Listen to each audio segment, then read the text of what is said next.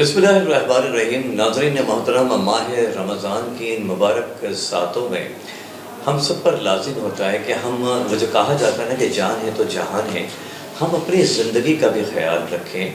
जहाँ हम दूसरी अखलाक़ी चीज़ों पर गौर व फ़िक्र करते हैं, वहाँ पर अपनी जो जिस्मानी बीमारियाँ हैं उन पर भी अगर गौर व फ़िक्र किया जाए तो वो कहते हैं कि a healthy body has a healthy mind, कि अगर आपका जिस्म जो है वो सलामत है, वो बीमारियों से दूर है, तो आपका ज़हन भी उसी लिहाज से उसी सतह पर बेहतरीन काम करता है। तो जिस्मानी सेहत के हवाले से माह रमज़ान में हमने ख़ुसूसी तौर पर इस सेगमेंट का रॉयल टेलीविज़न के नाज़रीन के लिए एहतमाम किया है।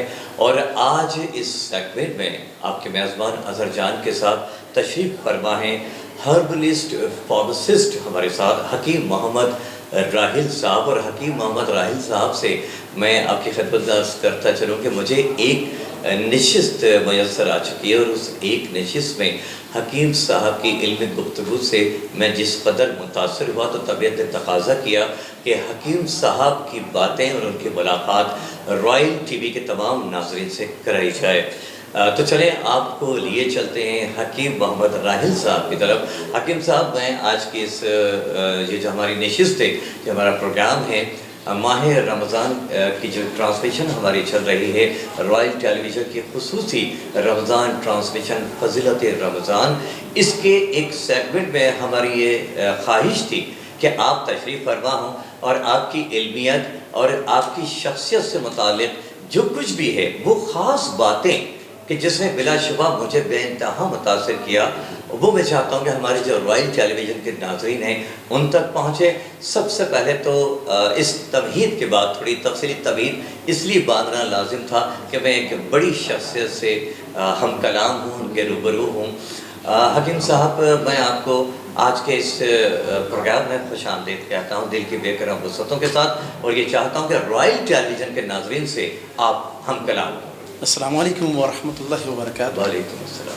हज़रत आरजे अज़हर जान साहब का मैं बहुत मशकूर हूँ कि उन्होंने मेरा तारुफ़ कराया, और रॉयल न्यूज़ टीवी की तरफ से, और उनके रॉयल टीवी का मैं बहुत मशकूर हूँ कि इस प्लेटफॉर्म से उन्होंने मुझे मदऊ किया।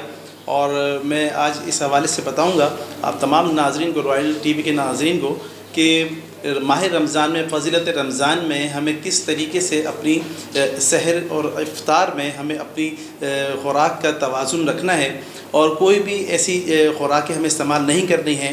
हम बिल्कुल आप सल्लल्लाहु अलैहि वसल्लम के हयात तय्यबा के मुताबिक अपने रमज़ान को गुज़ारेंगे इंशाअल्लाह। और अगर हम इसमें मुख्तलिफ़ किस्म की कोई गलतियाँ करते हैं कि आजकल जैसे कि बहुत आजकल मजाक भी किया जा रहा है, जैसे कि सोशल मीडिया पे कि कुछ पिक्चर्स दिखाई जा रही हैं, और एक शख्स जो है वो इफ्तार के वक्त जो वो तमाम फूड्स जो है वो खा चुका है और वो बेहोश पड़ा हुआ है। तो ऐसा मजाक भी ना किया जाए, क्योंकि ये दीन का मजाक बिल्कुल नहीं होता है। और जैसे कि दीन में 3 चीज़ों का मजाक बिल्कुल नहीं है, जैसे कि दीन का मजाक और तलाक़ का मजाक और निकाह का मजाक। तो मैं तमाम सोशल मीडिया पे तमाम सोशल एक्टिविस्ट्स को मैं ये कहना चाहूँगा कि ऐसी तस्वीर को भी शेयर ना किया जाए, क्योंकि ये दीन से ताल्लुक़ है। हाँ, रही बात इस चीज़ की कि हम तमाम लोगों में, तमाम अपने मुसलमान भाइयों में अवेयरनेस पैदा कर दें कि सहर और इफ्तार क्या चीज़ है। हमारी रोज़ाना जो हमारी ख़ुराक होती है, उसी ख़ुराक पे हमें जो है अपने रमज़ान का रोज़ा रखना है। रोज़ा बेसिक क्या चीज़ है कि रोज़ा एक मख्फ़ी इबादत है, जिसका अल्लाह को पता है और आपको पता है। आप किसी को ज़ाहिर नहीं करेंगे कि ये रोज़ा जो है मैंने रखा हुआ है, आप इसको मख्फ़ी, आपकी ये इबादत है।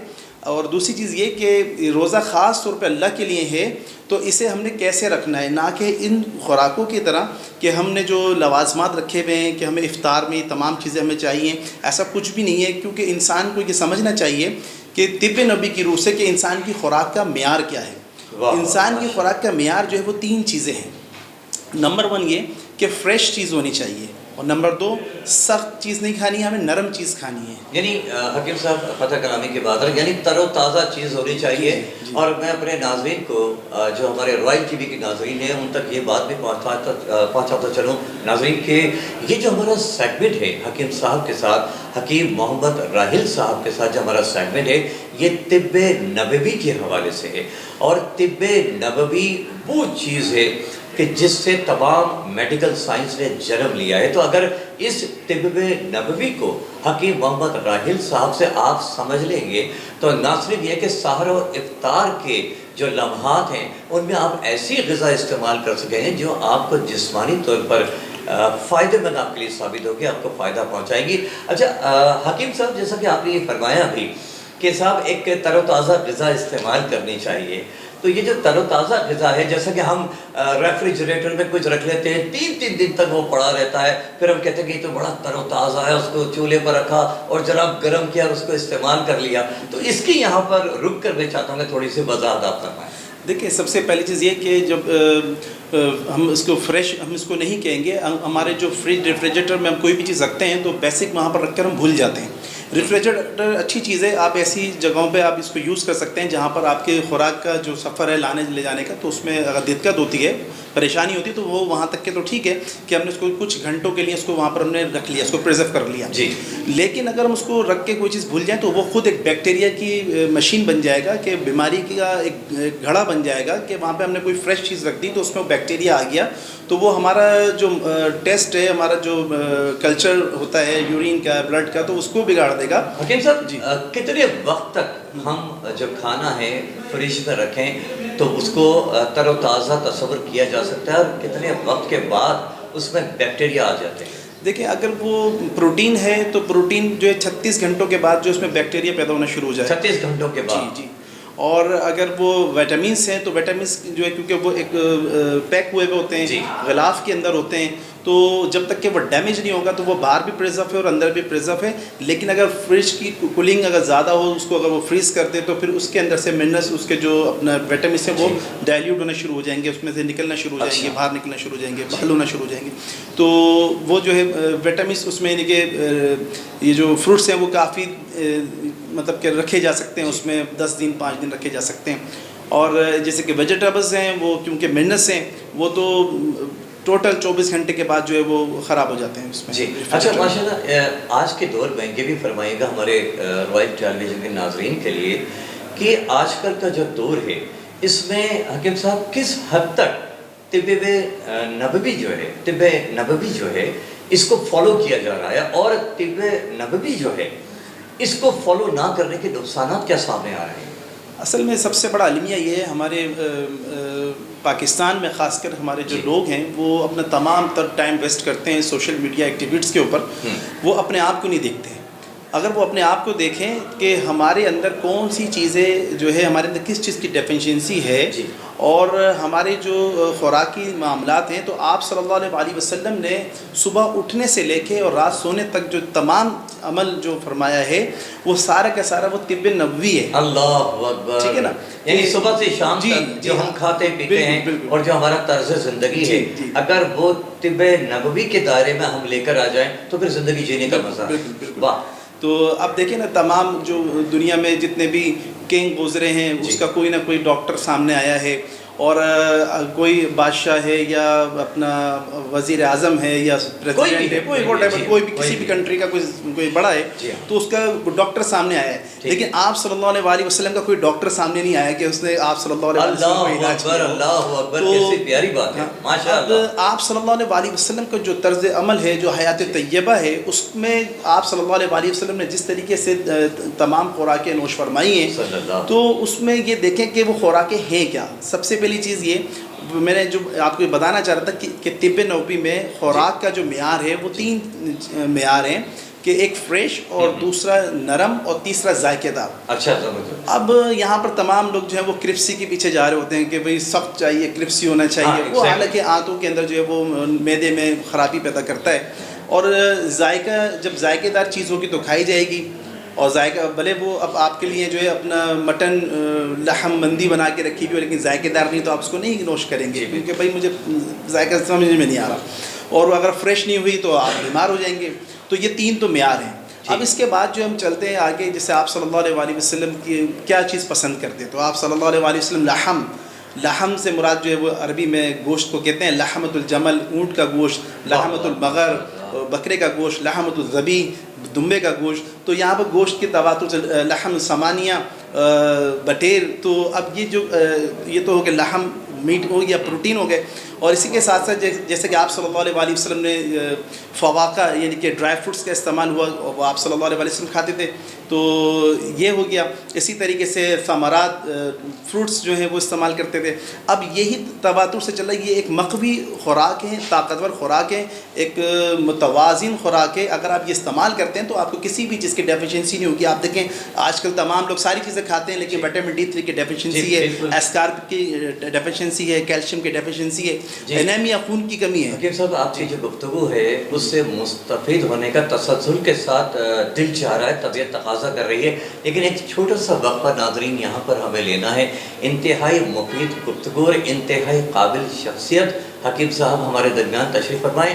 ایک مختصر سا بریک لیتے ہیں، اس کے بعد واپس آ کر حکیم صاحب سے کچھ اور زندگی سے متعلق، صحت سے متعلق، غذا سے متعلق ایسی گفتگو ہم آپ تک پہنچائیں گے کہ انشاءاللہ اس گفتگو کے بعد آپ اپنی غذا کے لحاظ سے اپنی جو زندگی ہے اس سے بڑی مثبت تبدیلیاں لے کر آ جائیں گے. تو لیتے ہیں یہاں پر حکیم صاحب کی اجازت سے ایک چھوٹا سا بریک.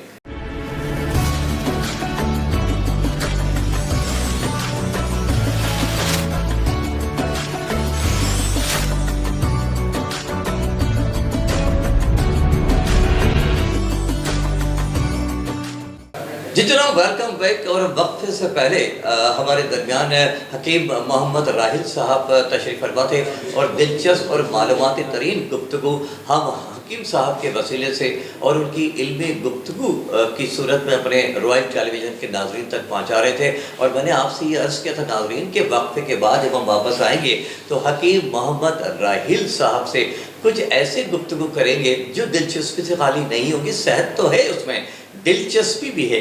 حکیم صاحب چلتے ہیں ان دسترخوانوں کی طرف کہ جو افطار میں دراز ہوتے ہیں، جو سحری میں سجائے جاتے ہیں، اور وہاں پر انواع و اقسام کے کھانے موجود ہوتے ہیں اور جنک فوڈ بھی کھائے جا رہے ہوتے ہیں اور شربت بھی پیے جا رہے ہوتے ہیں. اور یہ جو میدا ہے ہمارا، یہ چیخ رہا چلا رہا ہوتا ہے، مگر کون سنتا ہے اس میدے کی بات کو. تو اس حوالے سے ہمارے ناظرین کی اصلاح فرمائیے کہ کیا کھانا چاہیے. اصل میں بات یہ آپ نے بالکل صحیح کہا کہ میرا چیخ رہا ہوتا ہے اور اس کی آواز جو ہے وہ ہمارے نہیں آتی، تو وہ سنائی دے گی جب کسی گیسٹرولوجی کے پاس بیٹھے ہوئے ہوں گے تو سب سنائی دے گی جب وہ آپ کو ہال ایبڈومن آپ کو لکھ کر دے گا اور آپ کو جو ہے ہیلیکوبیکٹر بیکٹیریا کے ٹیسٹ پھر ہوگی. جب وہ سب اینٹی بائیوٹک چلے گی تو میدے کی ایک ایک الفاظ کا جو ہے وہ ڈی کوڈ ہو جائے گا. ٹھیک ہے نا. اچھا، تو میں گفتگو جو ہے شروع کرتا ہوں کہ سفرہ ماشاءاللہ الحمدللہ رمضان المبارک میں تمام جو اشیاء ہے، خردنوش ہے، وہ ساری کی ساری لوگ جو ہے اس تمام لوازمات جو ہے وہ لیتے ہیں سفرے پر. وہ لیں، اللہ سبحانہ و تعالیٰ نے ہمارے لیے ہی بنائی ہے. جی بالکل، اللہ سبحانہ و تعالیٰ نے تمام کی تمام خوراکیں ہمارے لیے بنائی ہے. اگر وہ دنیا کے اس پار بھی ہے جہاں پر سورج نہیں نکلتا تو وہ بھی ہمارے لیے ہے، اور جہاں پر نکلتا ہے وہاں بھی ہمارے لیے ہے. اور آپ یہ دیکھیں کہ مکۃ المکرمہ میں کوئی بھی کاشت نہیں ہوتی ہے اور وہاں پر سفرے پہ تمام ورلڈ سے جو ہے وہاں پر خوراکیں میسر ہوتی ہیں ایک سفرے کے اوپر. تو ہم بھی یہ چاہتے ہیں کہ وہ ساری خوراکیں ہمارے بھی سفرے پر موجود ہوں. لیکن اللہ سبحانہ و تعالیٰ یہ فرماتے ہیں کلوا واشربوا ولا تسرفوا، کھاؤ پیو اعتدال کے ساتھ، اس میں آپ نے زیادتی نہیں کرنی ہے، اس میں اسراف نہیں کرنا ہے. دیکھیں اگر میری خوراک ہے 2 روٹی، میں نے 2 روٹی کھا لی تو وہ میرے لیے صحیح ہے. اگر میں نے 3 کھائیں تو وہ ویسٹ ہو گیا، ضائع ہو گیا. ٹھیک ہے نا. تو اسی طریقے سے اب جو ہمارے سفرے میں تمام چیزیں رکھی ہیں تو ایک چیز تمام ناظرین اس چیز کو ذہن میں رکھ لیں کہ آئل والی چیزیں جو ہیں، یعنی کہ انسان کی خوراک میں فیٹ فری چیز ہے، یعنی جنک فوڈ جسے ہم کہتے ہیں، جنک فوڈ بھی آ گیا اس میں. دیکھیں فاسٹ فوڈ ہو گیا اور جنک فوڈس ہو گیا، یہ تو ہماری خوراکوں میں نہیں ہے. ٹھیک ہے. اب چونکہ یہ جو روزہ ہم رکھ رہے ہیں اس میں انرجی کی ضرورت ہوتی ہے. آپ کی جو خوراک ہے وہ بند ہو گئی ہے. اب 13-14 گھنٹے کے بعد جو ہے آپ نے افطار کرنا ہے، تو آپ اپنے تمام کام کو روٹین کے مطابق کریں گے. یہ نہیں کہ میرا روزہ ہے تو میں سو رہا ہوں، میں 6 گھنٹے سو رہا ہوں. جتنا سوئیں گے اتنا آپ کو روزہ لگے گا. اچھا جی، کیونکہ آپ جب سوئیں گے تو ڈائلیسس شروع ہو جائے گا. ڈائلیسس شروع ہوگا تو بلڈ سے ٹاکسن نکلنا شروع ہو جائے گا. آپ کو یورین کی جو ہے اس میں حاجت ہوگی. تو آپ جتنا یورین کرتے رہیں گے، جتنا آپ واش روم جاتے رہیں گے، آپ کی انرجی جو ہے وہ کم ہوتی رہے گی. اچھا حکیم صاحب، بڑی دلچسپ موڑ پر آپ اس گفتگو کو لے کر آگے جو معلوماتی بھی ہے. اور میں نے ناظرین سے کہا تھا کہ یہ دلچسپ ہونے جا رہی ہے. کیسی عجیب بات ہے ناظرین. عام طور پر ہمارا خیال یہ ہے نا کہ صاحب روزہ رکھ لیا ہے، اب روزہ محسوس ہوگا، اس سے جان چھڑانے کا طریقہ ایک عام روزے دار یہ اختیار کرتا ہے کہ وہ سو جاتا ہے گہری نیند کہ صاحب مجھے تو پتہ ہی نہیں چلے گا. لیکن حکیم صاحب آپ نے بڑی حیرت انگیز بات ہمارے ناظرین تک یہ پہنچائی کہ سونے والے کو روزہ زیادہ محسوس ہوگا. جی اچھا اسی کے ساتھ ساتھ میں بتاتا چلوں کہ میری کافی اس چیز پر میں ریس کرتا آیا ہوں. ہمیشہ لوگ ریسرچ کرتے ہیں، میں ریس کرتا ہوں. میں مطلب کہ ہماری جو تمام ریسرچ ہے وہ زیرو سے شروع ہوتی ہے. اچھا تو ہم زیرو سے شروع کرتے ہیں کہ کھجور کھانے سے، جیسے کہ آپ صلی اللہ علیہ وسلم نے فرمایا کہ 2 کھجور اگر کھا لی تو 1 کھجور میں 2 روٹی کی جو ہے طاقت ہے گی. تو وہ کیسے ہے؟ آپ احادیث مبارکہ میں جو ذکر ہوا رطب النخیل کا ذکر ہوا، یعنی کہ تر کھجور. اب تر کھجور آپ صلی اللہ علیہ وسلم کیسے نوش فرماتے تھے کہ کھجور کو بھگو دیا پانی میں، اس کو بھگو دیا، اور جب افطار کا وقت ہوا تو اس کو جو ہے آپ نے کھایا اور وہ پانی آپ نے پی لیا. تو اس طریقے سے وہ پانی میں جب تمام جو اس کے منرلس ہوتے ہیں، جو ویٹامنس ہوتے ہیں، وہ سارے کے سارے پانی میں آبزرو ہو جاتے ہیں، پھر وہ آپ لے لیتے ہیں، فوری خون میں شامل ہو جاتا ہے. تو اس طرح انرجی آ جاتی ہے.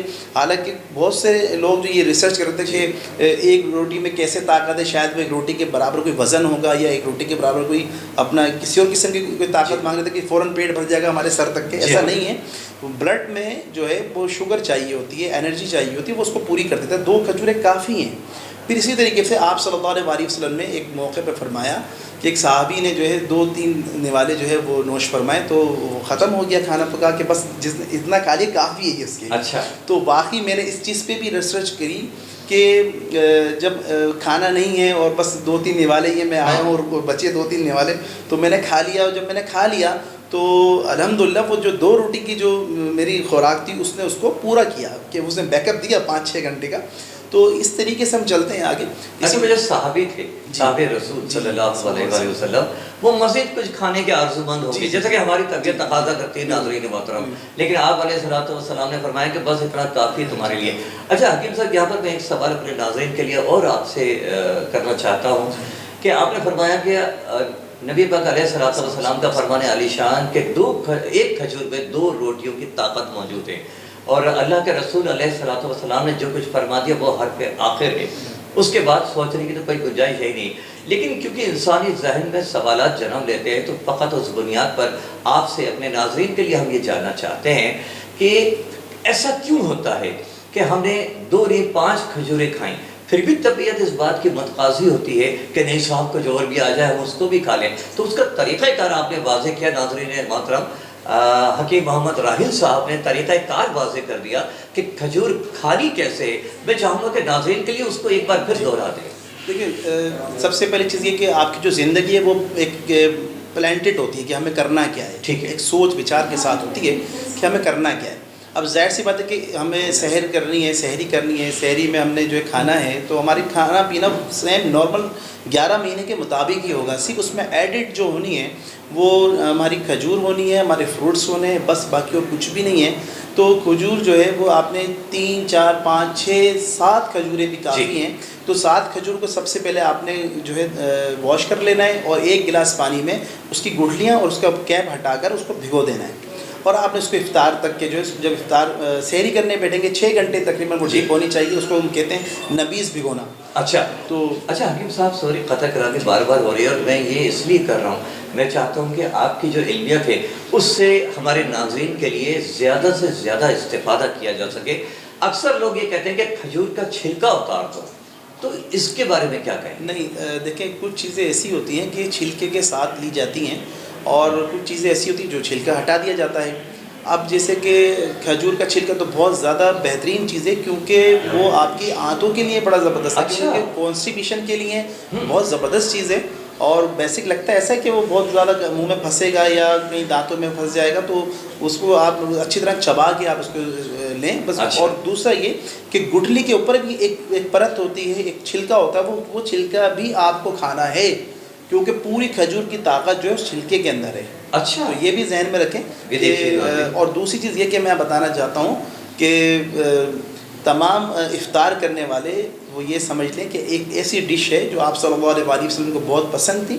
آپ صلی اللہ علیہ وسلم افطار میں اور سحری میں تربوز کے اندر کھجوروں کو دھو کر اس میں جما دیا کرتے تھے، سبحان اور وہ کھجور جو ہے تربوز کے پانی کو جذب کرنے کے بعد ایک بہت زیادہ زبردست قسم کا ٹیسٹ بھی ہوتا ہے.